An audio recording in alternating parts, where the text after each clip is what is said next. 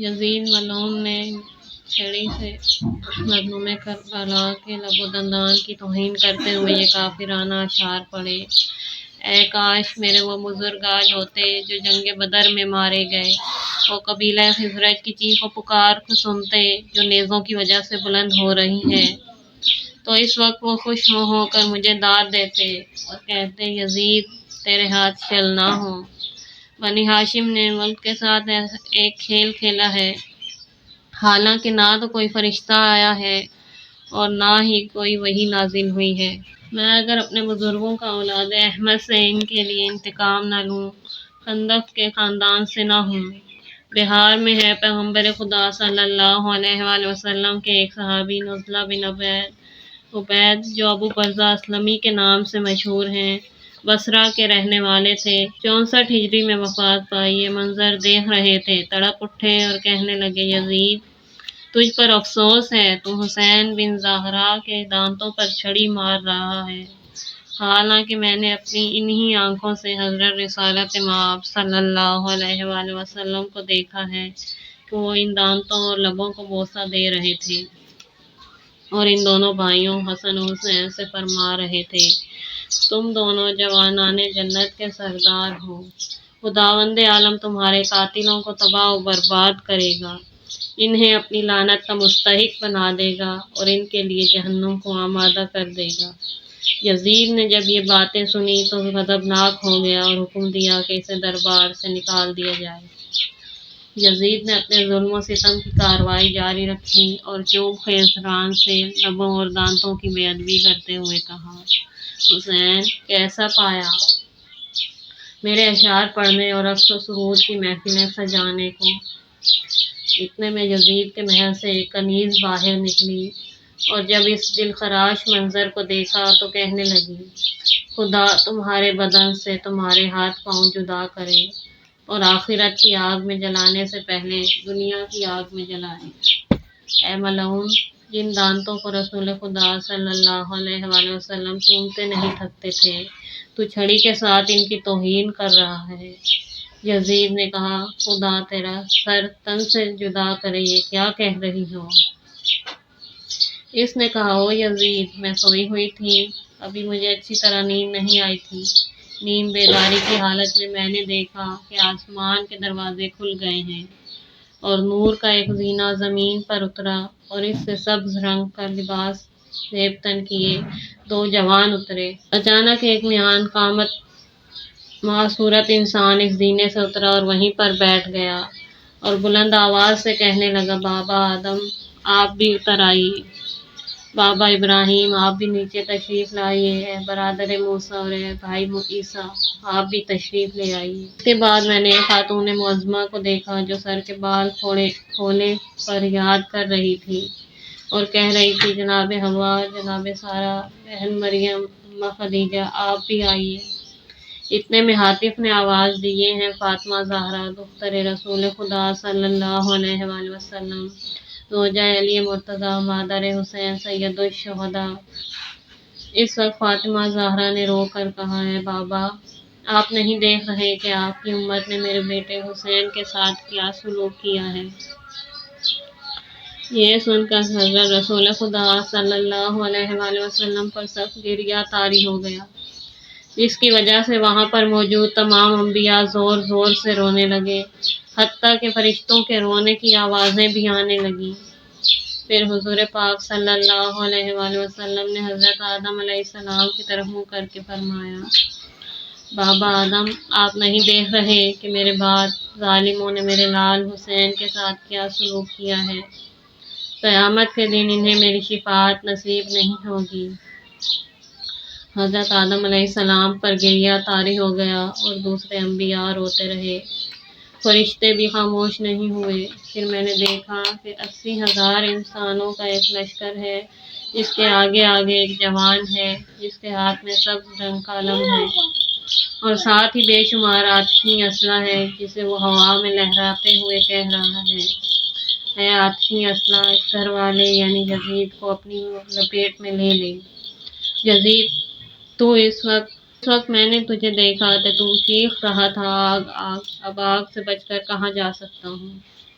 یزید نے جب اس کنیز کی زبانی خواب سنا تو کہنے لگا، تیرا ستیہ ناش، کیا بکواس کر رہی ہے؟ تو چاہتی ہے کہ مجھے لوگوں کے سامنے شرمسار کرے۔ پھر اس کے حکم کے مطابق اس کنیز کا سر قلم کر دیا گیا۔ بہار میں ہے، یزید کے دربار میں روم کا سفیر بھی موجود تھا، جو اس دردناک اور دل خراش منظر کو دیکھ رہا تھا۔ اس نے خود یزید سے پوچھا کہ یہ کس کا سر ہے جس کی اس قدر توہین کر رہا ہے؟ یزید نے بڑے تعجب کے ساتھ پوچھا، تم کس لیے پوچھ رہے ہو؟ کہا، جب میں روم واپس جاؤں گا اور مجھ سے تیرے دربار میں ہونے والے واقعات کے بارے میں پوچھا جائے گا تو مجھے اس ماجرا کی مسرت اور شادمانی کی وجہ معلوم ہونی چاہیے، تاکہ بادشاہ روم کو بتاؤں اور وہ بھی تیری خوشیوں میں شریک ہو جائے۔ یزید نے کہا، یہ حسین بنت فاطمہ بنت محمد صلی اللہ علیہ وآلہ وسلم کا سر ہے۔ سفیر نے کہا، محمد وہی جو تمہارے پیغمبر ہیں؟ تو کہا گیا، ہاں وہی۔ سفیر نے پوچھا، اس کے والد کا کیا نام ہے؟ جواب دیا، رسول کے چچا زاد اور داماد علی بن ابی طالب۔ پس سفیر نے کہا، برباد ہو جاؤ اسی دین کے ساتھ جو تم نے اپنایا ہوا ہے۔ اس سے تو میرا دین بہتر ہے، کیونکہ میرے والد حضرت داؤد علیہ السلام کے پوتے پڑپوتے ہیں۔ میرے اور حضرت داؤد علیہ السلام کے درمیان کئی نسلوں کا واسطہ ہے، لیکن میرے دین کے لوگ میرا بے حد احترام کرتے ہیں، اور ہمارے پیغمبر حضرت عیسیٰ علیہ السلام جس گدھے پر صرف ایک بار سوار ہوئے تھے، اس کا سن ہمارے کلیسا میں ہے۔ لوگ دور دراز سے اس کی زیارت کے لیے آتے ہیں، مگر تم ہو کہ اپنے پیغمبر کی اولاد کا خون بہا رہے ہو اور انہیں قتل کر رہے ہو، پیغمبر کے اور جس کے درمیان میں صرف ایک بیٹی کا فاصلہ ہے۔ یہ تمہارا کیسا دین ہے؟ ایک اور روایت کے مطابق جب یزید نے اس کی یہ باتیں سنی تو کہا، اس غیر ملکی نصرانی کو یہیں قتل کر دیا جائے کہ اس نے ہمیں اپنے ہی ملک میں رسوا کر دیا ہے۔ جب سفیر نے یہ سنا تو کہنے لگا، اب جب کہ تم میرے قتل کا تہیہ کر ہی چکے ہو تو میری ایک بات کو خوب غور سے سن لو، اور وہ یہ ہے کہ میں نے گزشتہ شب رسول خدا صلی اللہ علیہ وآلہ وسلم کو خواب میں دیکھا ہے کہ مجھے بہشت کی خوشخبری دے رہے تھے۔ میں اس خواب سے حیرت میں پڑ گیا کہ یہ کیوں کر ہو سکتا ہے کہ مسلمانوں کا رسول مجھے جنت کی خوشخبری دے۔ اب اس خواب کی تعبیر مجھ پر ظاہر ہو رہی ہے اور مجھے یقین ہو گیا ہے کہ حضور پاک صلی اللہ علیہ وآلہ وسلم کی خوشخبری بالکل صحیح تھی۔ اس کے بعد اس نے کلمہ شہادت زبان پر جاری کیا، امام پاک کے مقدس سر کو سینے سے لگایا اور بوسے دینے لگا اور رو رو کر نڈال ہو گیا۔ اس کے بعد اس شہید راہ خدا کو اپنا گواہ ٹھہرایا، پھر اسے بھی شہید کر دیا گیا۔ حسین میں ہے کہ سفیر روم کے قتل کے موقع پر حاضرین دربار نے مظلوم حسین کے مقدس سر سے بلند اور واضح الفاظ میں یہ سنا، قوت اور طاقت تو بس اللہ ہی کے لیے ہے۔ قیلہ بنی ہاشم عالمہ غیر معلمہ، فصاحت و بلاغت علی بن ابی طالب علیہ السلام کی ورثہ دار شریکۃ الحسین ثانیہ زہرا زینب کبریٰ سلام اللہ علیہا نے جب یزید کی اس حد تک جسارت اور بے باکی کو دیکھا اور ساتھ ہی دربار کی فضا کو بہت ہی مناسب ملاحظہ کیا تو جلال میں آ گئیں، اور علی کی شیر دل بیٹی نے کھڑے ہو کر ایک ایسا تاریخی خطبہ ارشاد فرمایا جس سے دربار کے در و دیوار ہل گئے اور دربار میں ایک انقلاب برپا ہو گیا۔ رسول زادی نے اللہ رب العالمین کی حمد و ثنا اور رسول و آل رسول پر درود و سلام بھیجنے کے بعد فرمایا، اللہ تعالیٰ نے سچ فرمایا ہے کہ پھر جنہوں نے برا کیا ان کا انجام بھی برا ہوا، کیونکہ انہوں نے اللہ کی نشانیوں کو جھٹلایا تھا اور ان کا مذاق اڑاتے تھے۔ او یزید، اب جب کہ تو اپنے گمان کے مطابق ہمارے اوپر سختی کیے ہوئے ہے اور زمین و آسمان کے راستوں کو ہم پر بند کیا ہوا ہے، اور نہ ہمارے لیے کوئی راہ چارہ چھوڑی ہے اور ہمیں قیدیوں کی مانند پھرا رہا ہے، اس سے تو نے یہ سمجھ لیا ہے کہ خدا نے تجھے عزت دی ہے اور ہمیں ذلیل کیا، تمہیں کامیابی عطا کی ہے، اور یہ کامیابی اس لیے ہے کہ تو خدا کے نزدیک بڑا آبرو ہے، جس کی بنا پر تو تکبر کر رہا ہے اور اکڑ کر چل رہا ہے۔ اور ادھر ادھر تکبر اور خود پسندی کی وجہ سے دیکھ رہا ہے، اور تو غرور کر رہا ہے کہ دنیا نے تیری طرف رخ کر لیا ہے اور اس نے تمہارے کاموں کو سنوار دیا ہے اور ہماری حکومت کو تمہارے ساتھ مختص کر دیا۔ ذرا آہستہ، ٹھہر ٹھہر کر،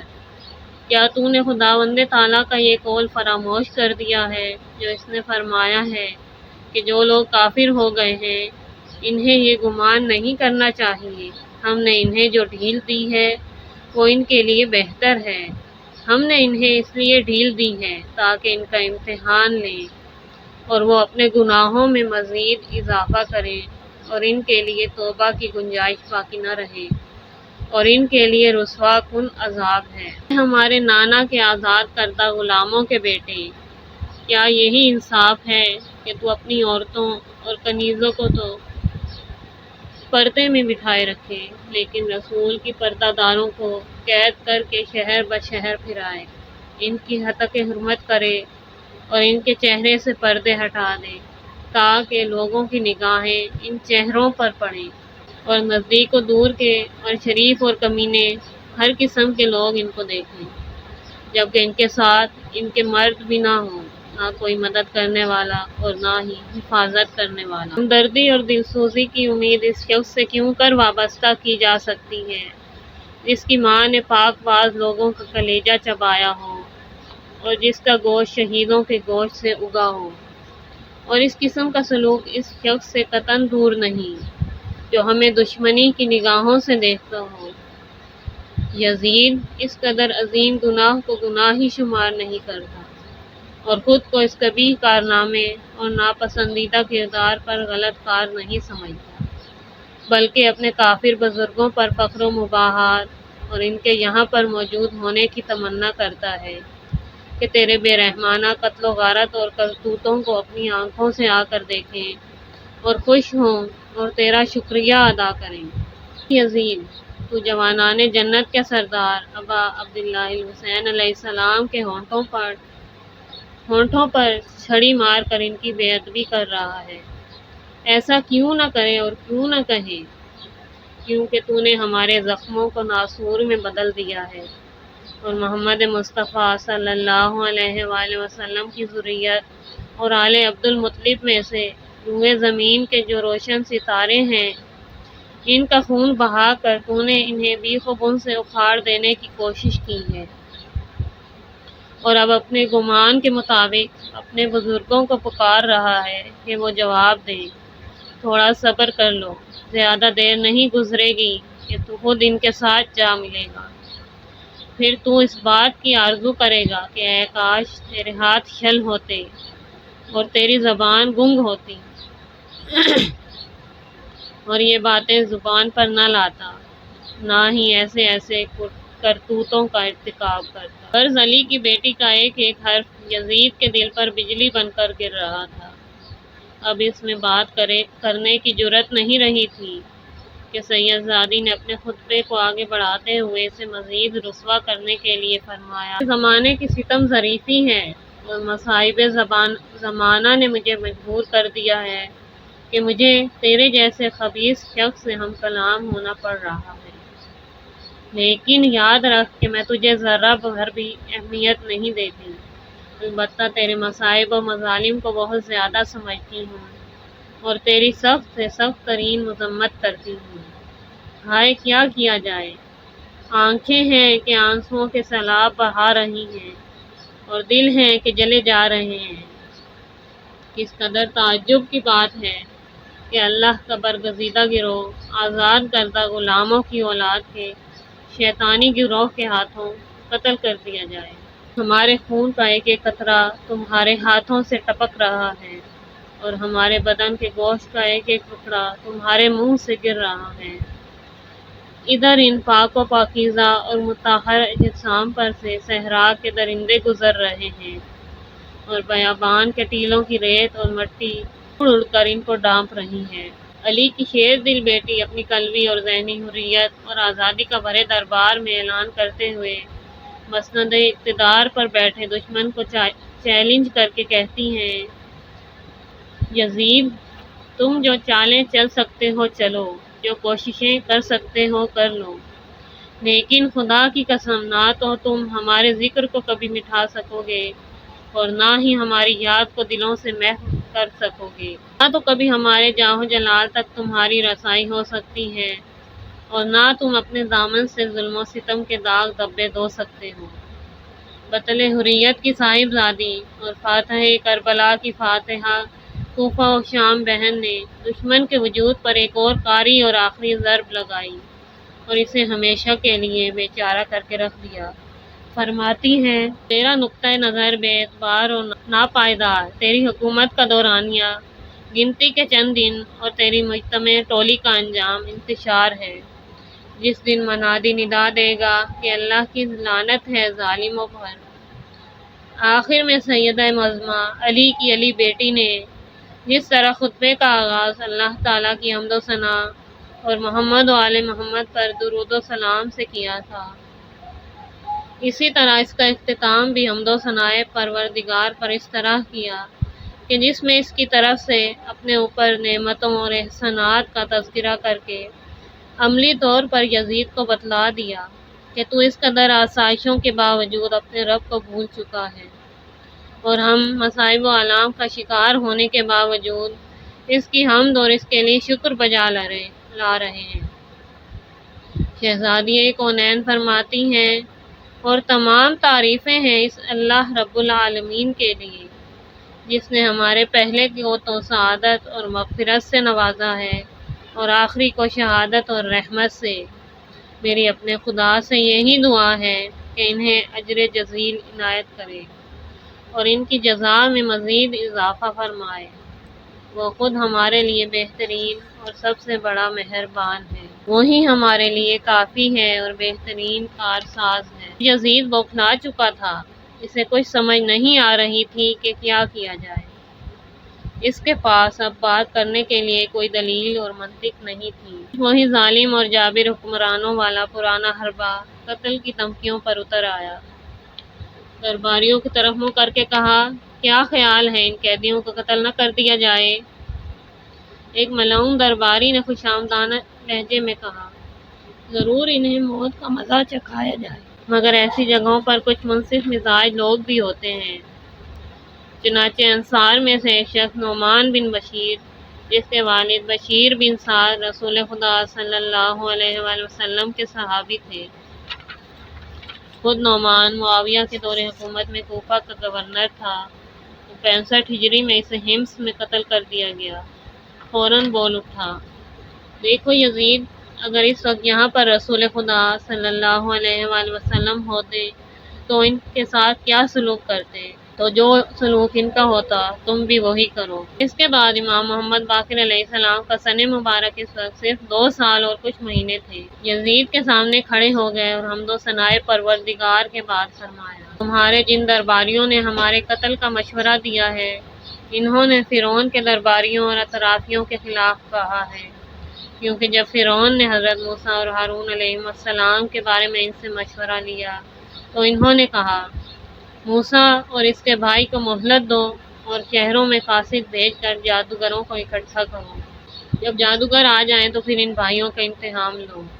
مگر تیرے درباریوں نے ہمارے قتل کا مشورہ دیا ہے اور یہ بھی بلا وجہ نہیں ہے۔ یزید نے پوچھا، کیا وجہ ہے؟ فرمایا،